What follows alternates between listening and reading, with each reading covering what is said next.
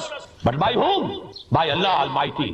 کیوں؟ ہم نے کہا تھا ہمیں اسلام اس لیے چاہیے، ہمیں پاکستان اس لیے چاہیے، ہم پاکستان اس لیے چاہتے ہیں کہ عہد حاضر میں اسلام کے اصول حریت و اخوت و مساوات کا ایک نمونہ دکھا دیں، ایک پریکٹیکل ڈیمونسٹریشن کر دیں دنیا کے سامنے. یہ ہے نظام محمدی صلی اللہ علیہ وسلم. آج سے زیادہ سے زیادہ 70-80 سال پہلے، 100 سال پہلے یہ کھڑے ہوتے تھے قربانیوں کے انتظار میں کہ جیسے قربانی ہوئی جھپٹ کر گوشت لے جائے اور جا کر وہاں پر سکھا کر سال بھر کھائیں. اور یہ بھی نوٹ کر دیجیے کہ یہ جتنی زندگی، یہ دنیا جو ہے جتنی زیادہ حسین ہوتی جا رہی ہے، یہ ساری سائنسی ترقی نے دنیا کو بہت حسین بنا دیا ہے. کیسے کیسے شاندار باغات، کیسے کیسے شاندار سڑکیں، کیسے کیسی فلک دوز عمارتیں، کیسے کیسے ہوائی جہاز، نیو پیکر ہزار آدمیوں کو اب گود میں لیے ہوئے دوڑا جا رہا ہے. اب یہ دنیا کی زندگی بہت زیادہ جو ہے دلکش ہے، زیادہ حسین ہے. کیسی کیسی کاریں، کتنی لمبی چمکیلی ایسی کاریں، کیا چیزیں جو آج ایجاد ہوئی. تو جیسے جیسے یہ سائنٹیفک ارتقا ہوا ہے، دنیا کی زندگی زیادہ مزین ہو گئی ہے، زیادہ جو حسین ہو گئی ہے، زیادہ دلکش ہو گئی ہے. یہ لوگوں کو اپنے اندر گم کر دیتی ہے. جو علامہ اقبال نے کہا کہ کافر کی یہ پہچان کے آفاق میں گم ہے اور مومن کی یہ پہچان کے گم اس میں ہے آفاق. وہ دنیا میں رہتا ہے لیکن بارہ کر رہتا ہے. وہ جو حضور نے فرمایا مالی ولی دنیا، مجھے تمہاری دنیا سے کیا سروکار ہے. انما بصری کا راکب استظل تحت شجرۃ ثم راح وترکھا. میری مثال تو مسافر کسی ہے جو تھوڑی دیر کے لیے کسی درخت کے سائے میں آرام کرتا ہے، پھر اس کے بعد وہ اپنا راستہ لیتا ہے. اسے اس درخت اس کا گھر نہیں ہے، اس کی منزل نہیں ہے، بلکہ وہ تو مسافر ہے، اس نے تھوڑی دیر کے لیے آرام کیا سستانے کے لیے. چنانچہ یہی آپ نے فرمایا کن فی الدنیا کانک غریب و عابر سبیل. دنیا میں ایسے رہو جیسے کہ تم اجنبی ہو یا راہ گزرتا مسافر، بس اس سے زیادہ نہیں. اس سے زیادہ اسے دل لگایا تو ظاہر بات ہے کہ پھر یہ تمہیں اپنے صحت کے اندر مسحور کر دیں گے، اپنے حسن کے اندر تمہیں ایسا جکڑ لیں گے کہ پھر اللہ کہاں، آخرت کہاں. یہ تمام چیزیں تمہاری جیلوں سے نکل جائے گا. ہوں گی بھی تو صرف عقیدے کی پوٹلی کی شکل میں، دماغ کے کسی گوشے میں لکھی ہوئی ہوں گی. عمل میں کوئی اثر نہیں ہوگا. عملاً تم ظالم دنیا بنو گے، کہتے رہو گے اللہ کے ساتھ تحمید اور حمد اور ثنا بھی کرتے رہو گے، لیکن اگر عمل ظالم دنیا. تو یہ اصل میں اب اس کو دیکھیے، جو میں نے کہا تھا کہیں تو شروع کی آیات کے بارے میں کہا گیا، کہیں کہا گیا آخری آیات. اب یہ پہلے رکوع میں تو یہ آیت کھڑی ہے ایک ستون کے معنی میں، جو فرمایا گیا کہ انا جعلنا ما علی الارض زینۃ لہا لنبلوہم ایہم احسن عملا. آخری رکوع میں جا کر دیکھیے اس کا جو نتیجہ نکلتا ہے وہ ستون کھڑا ہے. قل هل ننبئکم بالاخسرین اعمالا. اے نبی سے پوچھئے ہم تمہیں بتائیں اپنی بھاگ دوڑ میں، اپنی کوشش و جد و جہد میں، دنیا میں محنت اور مشقت تو سب کرتے ہیں. لقد خلقنا الانسان فی کبد. محنت اور مشقت تو ہر انسان کا مقدر ہے، لیکن اس بھاگ دوڑ اور محنت اور مشقت کا جو حاصل ہے اس کے اعتبار سے سب سے زیادہ گھاٹے میں کون ہے یہ بتائیں. قل هل ننبئکم بالاخسرین اعمالا. جواب کیا دیا؟ الذین ضل سعیہم فی الحیات الدنیا. وہ لوگ جن کی سعی، بھاگ دوڑ، محنت، جد و جہد، مشقت دنیا کی زندگی ہی کے اندر گم ہو کر رہ گئے. وَهُمْ يَحْسَبُونَ أَنَّهُمْ يُحْسِنُونَ صُنْعًا. اور سمجھ وہ یہ رہے ہیں کہ ہم تو بہت اچھا کام کر رہے ہیں. دیکھو میں نے چھوٹی سی دکان شروع کی تھی، آج کتنا بڑا اسٹور بھی رہا ہے. میں نے ایک کارخانہ لگایا تھا ٹیکسٹائل کا، آج میرے 3 کارخانے ہیں. دیکھو میں نے کتنی ترقی کی ہے، میں کامیاب ہو رہا ہوں. میری ساری جد و جہد جو ہے برابر ہو رہی ہے. وہ یہ سمجھ رہے ہیں کہ ہم بہت کامیاب ہو رہے ہیں، لیکن قرآن کہتا ہے وہ اخسرین، خسارے میں بھی سب سے نیچے، اخسر سب سے زیادہ گھاٹے میں. قل هل ننبئکم بالاخسرین اعمالا الذین ضل سعیہم فی الحیات الدنیا وهم یحسبون انہم یحسنون صنعا. اس کے بعد کی آیات کو میں چھوڑ رہا ہوں اس وقت، خود آپ دیکھیے گا جا کر کہ ایسے لوگوں کو کہا گیا کہ یہ کافر ہے، انہوں نے ہماری آیات کا انکار کیا. چاہے یہ کہتے ہیں کہ آخرت پر ایمان ہے، آخرت پر ایمان نہیں ہے، اس لیے کہ ان کا جو مقصود و مطلوب تو صرف دنیا ہے، آخرت پر ایمان کہاں ہے. اولئک الذین کفروا بآیات ربہم ولقائہ فحبطت اعمالہم. چاہے انہوں نے کچھ یتیم خانہ بنا دیا، کوئی اور کام اچھا کر دیا، یہ اعمال اللہ کی نگاہ میں کوئی وقت نہیں رکھتے، جبکہ ان کا مطلوب و مقصود اللہ نہیں، آخرت نہیں، بلکہ یہ دنیا بن گئی ہے. اب دیکھیے یہ جو پہلا رکوع انا جعلنا ما علی الارض زینۃ لہا لنبلوہم ایہم احسن عملا. آخری رکوع قل هل ننبئکم بالاخسرین اعمالا الذین ضل سعیہم فی الحیات الدنیا وهم یحسبون انہم یحسنون صنعا. یوں ان دونوں کے درمیان ایک ڈور باندھ دیجئے، اس ڈور میں تھوڑے تھوڑے وقفے سے یہی مضمون آ رہا ہے بار بار. معلوم ہوتا ہے سورہ کہف کا مضمون یہ ہے، اس کا عمود یہ ہے چنانچہ اسی میں فرمایا گیا، ایک تو حضور سے خطاب کر کے کہا گیا وَاصْبِرْ نَفْسَكَ مَعَ الَّذِينَ يَدْعُونَ رَبَّهُمْ بِالْغَدَاةِ وَالْعَشِيِّ يُرِيدُونَ وَجْهَهُ وَلَا تَعْدُ عَيْنَاكَ عَنْهُمْ تُرِيدُ زِينَةَ الْحَيَاةِ الدُّنْيَا۔ یہ بڑا نازک مقام ہے، عدم کا حیث تیرے آسمان عرش نازک تر، نفس جھوم کر دمی آئے جنید و باید کی دی جا، جو کہ حضور کا معاملہ ہے۔ ذرا سی بھی زبان سے ادھر کھڑا جائے تو ایمان کے لالے پڑ جائیں گے۔ ترجمہ کیا ہے اس کا، پس منظر کیا ہے؟ دیکھیے حضور صلی اللہ علیہ وسلم اپنی دعوت میں، ظاہر بات ہے جو لوگ صاحب حیثیت تھے معاشرے میں ان کو اولیت دیتے، ان کی حیثیت ہے، معاشرے میں ان کا مقام ہے، لوگ ان کی بات سنتے ہیں مانتے ہیں، تو ان کا جو بھی حیثیت ہے اگر وہ ایمان لے آئے تو اسلام کو تکلیف حاصل ہوگی۔ حضور کو اپنی ذات کے لیے ایسا نہیں کرتے تھے، وہ اپنے مفاد کے لیے نہیں۔ اب ظاہر بات ہے کہ جو بیچارے غریب، جو غلام اور بے کس لاچار لوگ پٹ رہے تھے، مارے جا رہے تھے، اب اس کی بھی حفاظت کی شکل یہی ہو سکتی تھی نا کہ کوئی بڑے لوگ ایمان لائیں تاکہ ان کے سہارا بنے۔ جب حضرت عمر ایمان لائے تو سہارا بنے کہ نہیں بنے، حمزہ ایمان لائے تو سہارا بنے کہ نہیں بنے۔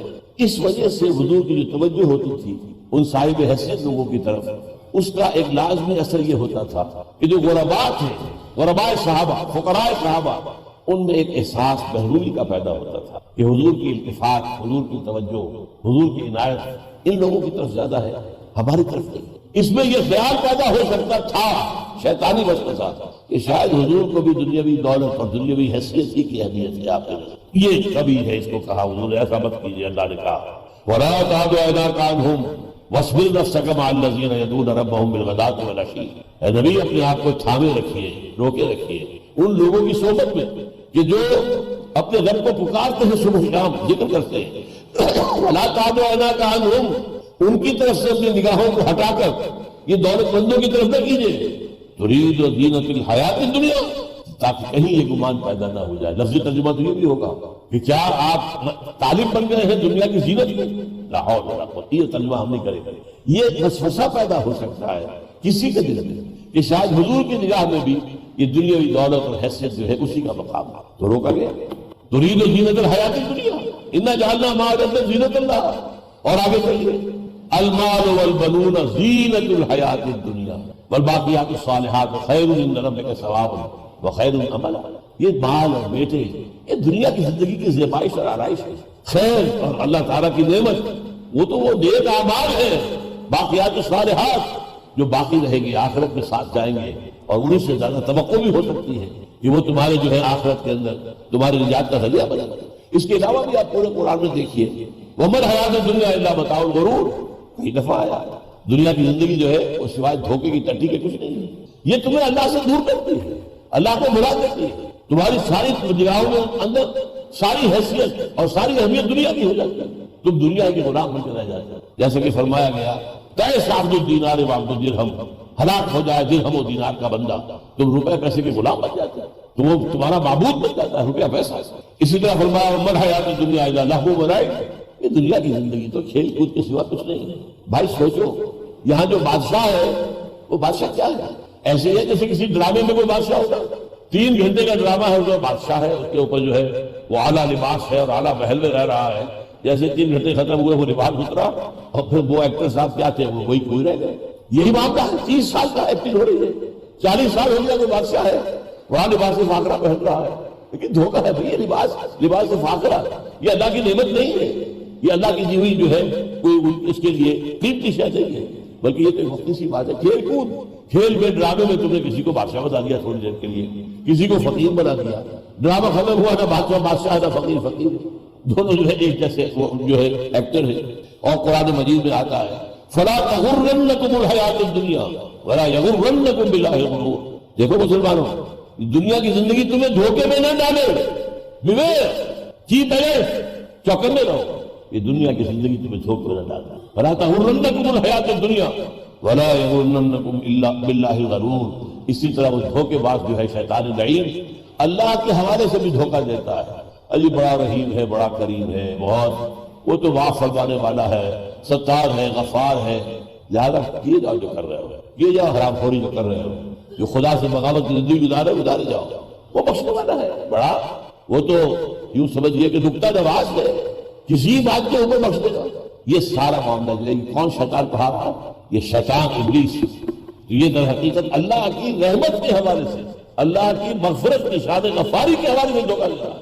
ہاں اللہ غفار ہے، اللہ جو ہے تواب ہے، لیکن اللہ انتقام دینے والا ہے، جو انتقام اللہ تعالیٰ شدید العقاب بھی ہے، سزا دینے میں نہایت سخت بھی ہے، یہ بھی تو اللہ کی شان ہے۔ اور حضور نے یہ فرمایا کہ بندہ مومن کو اللہ کے ساتھ تعلق ان دونوں چیزوں کے بین بین رکھنا چاہیے، اس کی رحمت سے نا امید بھی نہ ہو، لیکن اس کی رحمت کی امید پر کہیں جری نہ ہو جاؤ گناہ کے اوپر، اس کے برعکس جو ہے ڈرتے بھی رہو، کیا پتہ پکڑ ہو جائے۔ اس کی انتہا کو ہے حضرت ابوبکر کا قول کہ ایک طرف امید کا عالم کیا ہے اور دوسرا خوف کا عالم کیا ہے۔ فرماتے ہیں کہ اگر مجھے یہ معلوم ہو جائے کہ تمام انسان جنت میں جائیں گے سوائے ایک کے، تب بھی مجھے خوف ہوگا شاید وہ ایک میں ہی ہوں، اور اگر مجھے معلوم ہو جائے کہ تمام انسان جہنم میں جائیں گے سوائے ایک کے، تب بھی مجھے خیال ہوگا کہ شاید وہ ایک میں ہی۔ تو رجا بھی ہو، امید اور اللہ کا خوف، ان دونوں کے مابین رہا جائے۔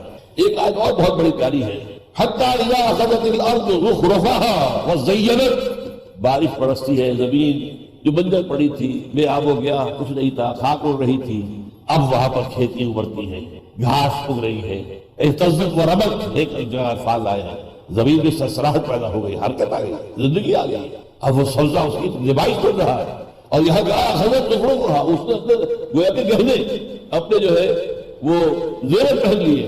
اب ظاہر بات ہے کہ پھر انسان دلی کی طرف رہے گا۔ آخری آیت اس سلسلے میں دے رہا ہوں، قال رب بما اغویتنی، یہ ابلیس نے چیلنج دیا تھا اللہ تعالیٰ کو، پروردگار تو نے جو مجھے گمراہ کیا۔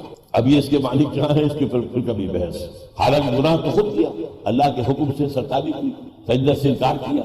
رب بما اغویتنی لأزینن لهم لأغوینہم لأزینن لهم فی الارض ولأغوینہم اجمعین، میں ان کے لیے زمین کے اندر آرائشیں، زیبائشیں، دلچسپیاں پیدا کر دوں گا، اور تو دیکھے گا کہ ان میں سے اکثر جو ہیں وہ تیری راہ پر چلنے والے نہیں ہوں گے۔ اب یہاں یہ نوٹ کر لیجئے، پچھلی 3 صدیوں کے دوران دنیا کی زیبائش و آرائش میں اس تیزی کے ساتھ ترقی ہوئی، ذرا جا کر دیکھیے، یہ یو اے ای، سعودی عرب، خاک ہوتی تھی، کھانے کو کچھ نہیں تھے۔ آج سے زیادہ سے زیادہ 70-80 سال پہلے، 100 سال پہلے یہ کھڑے ہوتے تھے قربانیوں کے انتظار میں کہ جیسے قربانی ہو رہی جھپٹ کر گوشت لے جائے اور جا کر وہاں پر سکھا کر سال بھر کھائیں۔ یہ تو ان کی معاش کا نہیں ہے۔ یو اے آئی کی ساحل کے اوپر یو اے ای کچھ نہیں تھا، مچھلی پکڑ اور کھا لی اللہ خیر سے، جوتے پاؤں میں نہیں، جسم کے اوپر جو ہے لباس نہیں۔ اور آج کیا حال ہے، جو حدیث جبرائیل میں آئی ہے علامت قیامت، کہ تم دیکھو گے کہ ننگے پیر رہنے والے، ننگے بدن رہنے والے، بھوکے، وہ کھانے کو کچھ نہیں ملتا تھا۔ یتطاولون فی البنیان، وہ اونچی اونچی عمارتیں بنانے میں ایک دوسرے سے مقابلہ کرتے ہیں۔ یہ برج العرب بن گیا ہے دنیا کی سب سے اونچی عمارت، برج الخلیفہ بن گیا ہے، اور برج دبئی بن گیا ہے، کیا ہے؟ اور وہاں پر جو ہریاول ہے دیکھ کر آنکھیں جو تازہ ہو جاتی ہیں۔ جا کر ابو ظبی میں تھا کیا سیرا، میرا سیرا کچھ بھی نہیں۔ یہ ساری ترقیاں جو ہوئی ہیں سعودی عرب میں، جس طریقے سے آپ کو معلوم ہے کہ اب وہاں تو گندم پیدا کی جا رہی ہے، ایکسپورٹ کر رہے ہیں، اتنی گندم۔ انہوں نے اس طریقے سے وہ جو ایک آرٹیفیشل اریگیشن کا نظام بنایا ہے، اتنا بہترین نظام جس میں پانی کا لاس ہی نہیں، وہ اوپر ایک چکر چلتا ہے اور اس میں سے پانی ڈرپ کرتا ہے، قطرہ قطرہ قطرہ، نیچے نہروں میں نہیں آتا، نالیوں میں نہیں آتا۔ نالیوں اور نہروں میں آئے گا پانی جلد ہو جائے گا، زمین کے اندر جائے گا، پانی ضائع ہو گیا۔ پانی تو بہت قیمتی ہے، ایک لمبا پائپ ہے، یہ 100 گز کا لمبا پائپ ہے، ایک مرکز سے اسے کنٹرول کیا جا رہا ہے، وہ چل رہا، ریوالو کر رہا ہے، اس کے اندر سوراخ بنے ہوئے، ان سے پانی جیسے بارش ہوتی ہے ایسے وہ ٹپک رہا ہے تاکہ پانی جو ہے وہ ضائع۔ سعودی عرب میں ہوائی جہاز سے آپ سفر کریں، اگر جدہ سے ریاض تک تو معلوم ہوگا کتنی جگہوں پر نیچے دیکھتے ہیں اس قدر باغ و بہار اور اس قدر بڑے بڑے رقبے جو ہیں وہ گرین ہو گئے۔ تو یہ سارا اس دور کے اندر یہ دنیا کی دجالیت جو ہے وہ اپنے ایک عروج کو پہنچ گئی ہے۔ اب آئیے اس کا ایک پس منظر ہے تاریخی، وہ میں تھوڑا سا آپ کے سامنے بیان کرتا ہوں۔ اس پوری صورتحال پر اب قرآن مجید کا تبصرہ دیکھیے۔ یہ بھی سورہ اعراف کی آیات ہے 175 176۔ وَاتْلُ عَلَيْهِمْ نَبَأَ الَّذِي آتَيْنَاهُ آيَاتِنَا، اے نبی ان کو ذرا اس شخص کا حال سنائیے جسے ہم نے اپنی آیات عطا کی۔ اور یہاں آیات سے مراد کرامات۔ بنی اسرائیل میں بلعام بن باورا ایک شخص تھا، بڑا عابد اور زاہد، بہت بڑا عالم۔ جیسے جنات میں ایک بہت بڑا عالم بہت عابد اور زاہد تھا، عزازیل نامی، لہذا فرشتوں میں شامل ہو گیا، معلم الملکوت کہلاتا ہے۔ لیکن اس نے سرتابی کی، ابا واستکبر فکان من الکافرین، وہ ہے ابلیس ہمیشہ کے لیے۔ ایک چھوٹا سا نمونہ تھا بنی اسرائیل میں، بلعام بن باورا، بہت عابد زاہد عالم، صاحب کرامات بزرگ، فانسلخ منہا، وہ اس کو چھوڑ کر بھاگا، اس مقام بلند کو چھوڑ کر اور دنیاوی لذتوں کی طرف توجہ کر۔ فاتح حکیم، اس شب میں ہر جو فیصلہ ہوتا پختہ وہ ایشو کر دیا جاتا، اللہ کے فیصلے ان کی تنفیذ کے لیے فرشتوں کو دے دیے جاتے، فیہا یفرق، ایشو ہو جاتے ہیں آرڈرز، کل امر حکیم۔ پاکستان کا قیام بھی اس شب میں ہوا ہے، یہ اس کی نشانیاں ہیں۔ جبکہ تم دستبردار ہو گئے 10 برس کے لیے آزاد پاکستان سے، ہم نے پھر بھی پاکستان تمہیں دیا۔ یہ عظیم آیات، کیسے کیسے خوشحالی تمہیں دی، کیسے کیسے تمہیں نوازا اور تمہیں بچایا۔ سن 65 کو یاد کرو کہ B B C television پر دکھایا جا چکا فال آف لاہور، اتنا سندنی، اتنا قطعی، اتنا یقینی تھا کہ ٹیلی ویژن پہ شو کیا جا رہا ہے فال آف لاہور۔ کس نے بچایا؟ اور صرف اس بات پر کہ ہندوستان کی فوجیں بڑھتی آ رہی ہیں، انہیں کوئی ریزسٹنس نہیں مل رہی، اسی سے خوف طاری ہو گیا، معلوم ہوتا ہے کوئی چال ہے بہت بڑی، ہمیں کہیں گھیرے میں لیا جا رہا ہے۔ قرآن مجید میں یہ الفاظ آئے ہیں، سَأُلْقِي فِي قُلُوبِهِمُ الرُّعْبَ، میں ان کے دلوں میں رعب ڈال دوں گا۔ وہ روب پڑا ہے، کھڑے کے کھڑے رہے۔ اب وقت مل گیا پھر پاکستانی افواج کو کہ انہوں نے آ کے راستہ روکا، ورنہ گیا تھا۔ فال آف لاہور کے بعد، اور 65 کی بات ہے، یہ لاہور کی جو حیثیت اس وقت تھی اس کا اندازہ کیجئے۔ یہ ساری صورتحال، یہ آیات، وَلَوْ شِئْنَا لَرَفَعْنَاهُ بِهَا، اور ہم اسے مقام دیتے، واقعتاً یہ اسلام کا گہوارہ بنا ہوتا، پوری عالم انسانیت کے لیے لائٹ ہاؤس بن چکا ہوتا، پوری دنیا کے لیے روشنی کا مینار بن چکا ہوتا۔ وَلَكِنَّهُ أَخْلَدَ إِلَى الْأَرْضِ، وہ تو زمین ہی کی طرف دھستا چلا گیا۔ بلعام بن باورا بھی زمینی لذتوں کے اندر مبتلا ہو کر اپنے اس تمام مقام کو کھو بیٹھا۔ اب اللہ نے روزے جو ہے فرض کیے ہیں رمضان مبارک کے، آپ کو رکھنے ہوں گے۔ اگر آج چھوٹتے ہی اسے نماز کہیں گے، جیسا کہ ہمارے بہت سے لوگ کرتے ہیں اپنے بچوں سے، بھائی نماز پڑھا کرو، اب وہ یہ دیکھتے ہی نہیں کہ آپ نے جس تعلیم گاہ میں اسے بھیجا ہوا ہے وہاں تو اس کے دماغ میں کچھ اور ہی خناس پیدا ہو چکا ہے، اس کے ذہن میں ڈارونزم بیٹھا ہوا ہے، وہ سمجھتا ہی نہیں کہ انسان کیسے پیدا کیا گیا، تو ایک حیوان ہے، بس ذرا سا ارتقاء یافتہ حیوان ہے اور بس ختم۔ یہ کیا خلیفت اللہ اور یہ کیا مسجود ملائک، کس بلا کا نام ہے؟ اس کے دماغ میں وہ بات فٹ بیٹھتی نہیں، اس کے دماغ میں مارکسزم بیٹھا ہوا ہے، اس کے دماغ میں فرائیڈزم بیٹھا ہوا ہے، اس کے دماغ میں لاجیکل پوزیٹیوزم بیٹھا ہوا ہے، یا کچھ اور ہے۔ یہ تو میں اپنے بچوں کی بات کر رہا ہوں نا، اس لیے کہ ان کے بت پرستی تو ان کے دماغ میں نہیں ہے الحمدللہ، لیکن یہ چیزوں تو ان کے دماغ میں ہے نا۔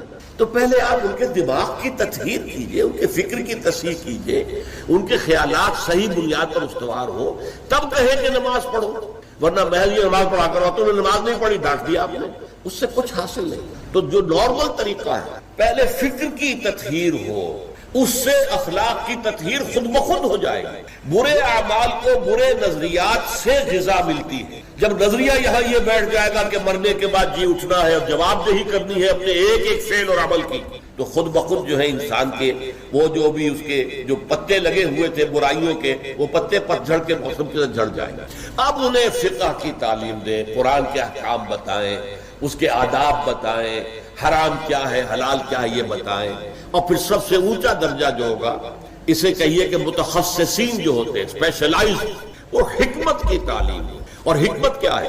ایک حکمت اصولی ہے، حکمت ایمانی، حکمت ایمانیہ راہم بخواں، یہ بڑا عمدہ شعر ہے مولانا روم کا، چند خانی حکمت یونانیہ۔ کب تک یونانیوں ہی کی حکمت اور فلسفہ پڑھتے رہو گے؟ افلاطون نے یہ کہا اور ارسطو نے یہ کہا اور سقراط نے یہ کہا اور فلاں نے یہ کہا اور یہ ریئلزم ہے اور یہ جو ہے آئیڈیلزم ہے، کب تک ان چکروں میں رہو گے؟ چند خانی حکمت یونانیہ، حکمت ایمانیہ راہم بخواں، ایمان کی حکمت پڑھو، وہ فلسفہ کہ جس کے نتیجے میں ایمان وجود میں آ جائے، تو وہ حکمت ایمان ہے۔ اور ایک حکمت احکام ہے۔ حکمت احکام کیا ہے؟ یہ چیز کیوں فرض کی گئی، اس کی آپ کو وجہ معلوم ہو جائے گا۔ یہ چیز کیوں حرام کی گئی، اس میں ہمارے لیے کیا فائدہ ہے۔ یہ در حقیقت ہماری بہبود کے لیے، ہماری بھلائی کے لیے، ہماری خیرخواہی کے لیے کام دیے گئے۔ جب یہ چیزیں معلوم ہوتی تو اب شریعت بھاری نظر نہیں آئے گی، بلکہ وہ شریعت تو آپ کے اپنے دل کی آواز ہوگی کہ ہاں ایسا ہی ہونا چاہیے، فی الواقع یوں ہی ہونا چاہیے تھا۔ دیکھنا تقریر کی لذت کی جو اس نے کہا، میں نے یہ جانا کہ گویا یہی میرے دل میں ہے۔ یہ ہے natural process of converting a person to Islam and ایمان۔ اس طریقے سے حضور صلی اللہ علیہ وسلم نے لوگوں کو تیار کیا۔ پہلے قرآن مجید ان کو پڑھ کر سناتے رہے، جن کے اندر فطرت جو ہے ابھی کچھ بھی بیدار تھی، تھوڑی سی بھی، چاہے کمزور تھی، مزمحل تھی، اندر روح جو ہے وہ ابھی مری نہیں تھی، وہ کھنچ کر آ جائیں گے، جیسے کہ میگنیٹ جو ہے وہ لوہ چون کو، لوہے کی چیز کو کھینچ لیتا، وہ کھنچ کر آ جائیں گے۔ اب ان کو قرآن مجید کے ذریعے سے ایمان کی تعلیم، اور قرآن مجید کے ذریعے سے ان کا تزکیہ، اور قرآن مجید کے احکام کی تعلیم، اور قرآن مجید کی حکمت کی تعلیم، یہ چاروں چیزیں قرآن سے متعلق ہیں۔ اس لیے کہ حضور کا اعلی انقلاب قرآن ہے۔ اتر کر حرا سے سوئے قوم آیا اور ایک نسخہ کیمیا ساتھ لایا۔ بہت عمدہ شعر ہے مولانا حالی کہ حضرت شیخ نے جو دو باتیں کہیں اصل میں وہ ایک ہی ہے۔ ہمارے باہمی اختلافات بھی تو اسی وجہ سے ہیں کہ ہم نے قرآن کو ترک کر دیا ہے۔ بتائیے شیخ الہند نے کیسے ترک کیا قرآن؟ مولانا مدنی نے کیسے ترک کر دیا قرآن؟ کیا مطلب اس ترک کرنے کا؟ حال تو یہ ہے کہ مولانا مدنی رحمت اللہ علیہ، حالانکہ وہ تو گرفتار نہیں ہوئے تھے، وہ تو والنٹریلی اپنے شیخ کی خدمت کے لیے گئے ہیں ساتھ، اور اس حد تک ان کی وفاداری اور ان کی خدمت گزاری کہ رمضان کا مہینہ آیا تو حضرت شیخ الہند نے حسرت کے ساتھ کہا زندگی میں یہ پہلا رمضان ہوگا کہ تراویح میں قرآن نہیں سن سکیں گے، اس لیے کہ نہ شیخ الہند حافظ تھے، نہ مولانا مدنی حافظ تھے، اور تیسرے ان کے ساتھ ایک اور تھے، ان کا میں نام بھول رہا ہوں، وہ سرحد کے پٹھانوں میں سے تھے، کوئی حافظ نہیں تھا۔ اب آپ غور کیجئے، استاد اور اپنے شیخ کی اس حسرت کو دور کرنے کے لیے مولانا مدنی روزانہ ایک پارہ حفظ کرتے تھے اور رات کو تراویح میں سناتے تھے، روزانہ ایک پارہ۔ اور یہ انہونی بات نہیں ہے، جب ساری زندگی قرآن ہی سے شغف رہا ہے تو وہ ہے تو صحیح ذہن میں، اب صرف ان کے لنکس ملانے ہیں آپس میں، اور کیا ہے۔ اصل میں قرآن کو ترک کرنے کا مطلب کیا ہے؟ وہ اصل میں ایک اور بہت بڑے عالم دین کی بات سنیے آپ، مولانا سید انور شاہ کاشمیری رحمت اللہ علیہ، جو دیوبند سے آ کر آپ کے قریب میں ڈابھیل میں انہوں نے مدرسہ قائم کیا تھا۔ وہ ایک مرتبہ قادیان میں ایک جلسہ علماء کیا کرتے تھے ہر سال رد قادیانیت کے لیے، تو ایک سال اسی طرح وہاں علماء جمع تھے۔ اب جس نے یہ واقعہ بیان کیا ہے اس کا نام میرے ذہن میں اس وقت نہیں ہے، کہ میں صبح مولانا انور شاہ کاشمیری رحمت اللہ علیہ کی خدمت میں حاضر ہوا تو دیکھا کہ غم کی تصویر بنے بیٹھے ہیں، بہت اداس، غمگین۔ میں نے پوچھا حضرت کیا معاملہ ہے، کوئی خاص سبب ہے؟ فرمایا بھائی کیا سبب ہے، یہ سوچ رہا ہوں کہ اپنی زندگی عمر ضائع کر دی۔ میں نے کہا حضرت آپ نے زندگی ضائع کر دی، عمر ضائع کر دی؟ آپ نے علم، بیہقی وقت کہلاتے ہیں انور شاہ کاشمیری، جیسے امام بیہقی تھے، محدث اور فقیہ دونوں اعتبارات سے بلند، تو آپ نے پڑھنے پڑھانے میں، سیکھنے سکھانے میں ساری عمر گزار دی، تو آپ کی زندگی ضائع کیسے؟ کہنے لگے ہم نے سارا زور اسی پر رکھا کہ ثابت کر دیں کہ شافعی کی رائے صحیح نہیں ہے، ہماری رائے صحیح ہے۔ اسی کے لیے دلائل، اسی کے لیے بحثیں، اسی کے لیے لمبی چوڑی جو ہے ہمارے ہاں نشستیں منعقد ہوئی مدارس کے اندر، حالانکہ اللہ کے ہاں یہ ہم سے سوال نہیں ہوگا۔ گمراہیاں طرح طرح کی پھیل رہی ہیں، ہم ان بحثوں میں لگے ہوئے، حالانکہ زیادہ سے زیادہ یہ کہا جا سکتا ہے کہ قول اصحابنا ثواب محتمل الخطا، اور جو قول دوسروں کا ہے وہ خطا ہے محتمل الثواب۔ زیادہ سے زیادہ یہ کہہ سکتے ہیں ہم کہ ہمارے جو اسلاف ہیں، ہمارے جو اساتذہ ہیں، ان کا قول صحیح ہے، اگرچہ اس کے خطا ہونے کا بھی امکان ہے۔ ہم یہ نہیں کہہ سکتے کہ اس کے غلط ہونے کا کوئی امکان ہی نہیں، معصوم تو وہ نہیں تھے۔ اور قولہم، ان کا جو ہمارے سامنے ہے مد مقابل ہے، اور وہ شافعی ہے۔ اصل تو جو ٹکراؤ تھا وہ فقہ حنفی اور فقہ شافعی کے مابین، ہم صرف یہ کہہ سکتے ہیں کہ ان کا یہ قول خطا ہے، غلطی ہے، اگرچہ احتمال موجود ہے کہ وہی صحیح ہو، اس کے سوا تو ہم کچھ نہیں کہہ سکتے۔ اور ہم نے اپنی ساری زندگی اس کام میں لگایا، لیکن میں کہہ نہیں سکتا اس پر کتنے رنج اور صدمے کا اظہار کروں کہ مجدد وقت شیخ الہند رحمت اللہ علیہ اور بیہقی وقت مولانا انور شاہ کاشمیری رحمت اللہ علیہ، ان کی ان باتوں کا کوئی اثر ان کے شاگردوں نے قبول نہیں کیا۔ وہی روش ہے، وہی فقہی بحثیں ہیں۔ جب میں نے پاکستان میں تحریک خلافت کا آغاز کیا، کچھ احادیث بیان کی، اچھے علماء نے کہا کہ ڈاکٹر صاحب ہم نے تو یہ حدیثیں پہلی مرتبہ آپ سے سنی، یہ حدیثیں جو ہیں یہ ہیں کتاب الملاحم میں، اشراط الساعہ، علامات القیامہ، کتاب الفتن، اور حدیث کے ان ابواب پر تو پہنچتے پہنچتے ہم ایگزاسٹ ہو چکے ہوتے ہیں، ہماری ساری بحثیں جو ہے وہ ختم، اور وقت ختم ہو جاتا ہے ان فقہی بحثوں کے اندر۔ یہاں تک تو ہم پہنچتے ہیں۔ وعباد الرحمن الذین یمشون علی الارض ہونا، اللہ کے بندے وہ ہیں جو زمین پر چلتے ہیں تو آہستگی اور نرمی کے ساتھ، قدم مار کر نہیں چلتے، اکڑ کر نہیں چلتے، بلکہ یہ کہ معلوم ہوتا ہے فروتنی کے ساتھ چل رہے ہیں، اور یہ اپنے آپ کو آقا نہیں سمجھتے، مالک نہیں سمجھتے، بلکہ غلام سمجھتے ہیں۔ اللہ کے غلام ہیں، عباد الرحمن ہیں، اللہ کے بندے ہیں، تو غلاموں کی طرح چلتے ہیں، وہ اکڑ کر نہیں چلتے۔ وَإِذَا خَاطَبَهُمُ الْجَاهِلُونَ قَالُوا سَلَامًا، ایک ان کا وصف یہ ہے کہ جب جاہل لوگ، اجڑ لوگ، مشتعل مزاج لوگ خامخواہ ان سے الجھنا چاہیں، بحث و مباحثے میں انہیں جو ہے وہ خامخواہ الجھانا چاہیں، تو وہ کہتے ہیں سلام، وہ الجھتے نہیں، بحث و تبحیث کے اندر نہیں۔ جب وہ دیکھتے ہیں کہ ایک شخص بحث پر اتر آیا، وہ اب بات سمجھنا نہیں چاہتا، اس کے اوپر ضد جو ہے وہ مسلط ہو چکی ہے، تو اب خامخواہ اس کے ساتھ وہ الجھے رہنا، جس کو ہم کہتے ہیں ہمارے ہاں وہ پنجاب میں یہ سینگ پھنسا کر آدمی جو ہے وہ اپنا وقت ضائع کرے، اس کا بھی وقت ضائع کرے، کوئی فائدہ نہیں۔ میچور آدمی یہ کہ دیکھے اگر تو واقعی یہ بات سمجھنا چاہ رہا ہے تو سمجھائے، نہیں سمجھنا چاہتا، اس کی اصل میں نیت ہی نہیں ہے، تو پھر خامخواہ اس کے ساتھ الجھنے کا فائدہ نہیں۔ والذین یبیتون لربہم سجدا وقیاما، اور وہ لوگ کہ جو راتیں بسر کرتے ہیں اپنے رب کے لیے سجدے اور قیام میں۔ یہاں وہ بات بہت واضح ہو گئی، جہاں تک 5 فرض نمازیں ہیں وہ تو فرض ہیں، وہ تو تعمیر سیرت کی بنیادیں ہیں، ان کی تو مداومت کرنی ہے۔ والذین یحافظون والذین هم علی صلواتہم یحافظون، لیکن یہ لوگ جو ہیں جن کے دل آشنا ہو گئے ہوں اللہ سے، اگر یہ اللہ کے ساتھ دوستی ہو چکی ہو، تو پھر یہ کہ رات کا وقت ہوتا ہے کہ جس میں وہ پھر بندہ اٹھتا ہے، کوئی دیکھ نہیں رہا ہے، لوگ سوئے ہوئے ہیں، کوئی ڈسٹربنس نہیں ہے۔ خیر ہماری تو آج کل شہری زندگی میں راتوں میں بھی ڈسٹربنس رہتی ہے، لیکن یہ کہ عام طور پر بہرحال دن کے مقابلے میں تو ایک سکون کی کیفیت ہوتی ہے۔ اس وقت اپنے رب سے راز و نیاز کی باتیں، کبھی اس کے سامنے کھڑے ہیں، کبھی سر بسجود ہیں۔ والذین یبیتون لربہم سجدا وقیاما والذین یقولون، اور وہ کہتے رہتے ہیں سب کے باوجود، ربنا اصرف عنا عذاب جہنم، اے رب ہمارے عذاب جہنم کو ہم سے پھیر دے، دور کر دے۔ یہ سورہ نور میں بھی ہم نے پڑھا تھا کہ وہ ساری شخصیت جو ہے بیان کرنے کے بعد وہ اس کے بعد بھی لرزاں و ترساں رہتے ہیں۔ یوم تتقلب فیہ القلوب والابصار، ڈرتے رہتے ہیں اس دن کے خیال سے کہ جس میں نگاہیں اور دل الٹ دیے جائیں گے قیامت کے دن سے۔ ان عذابہا کان غراما، یقیناً اس کا عذاب جو ہے وہ چمٹ جانے والی شے ہے۔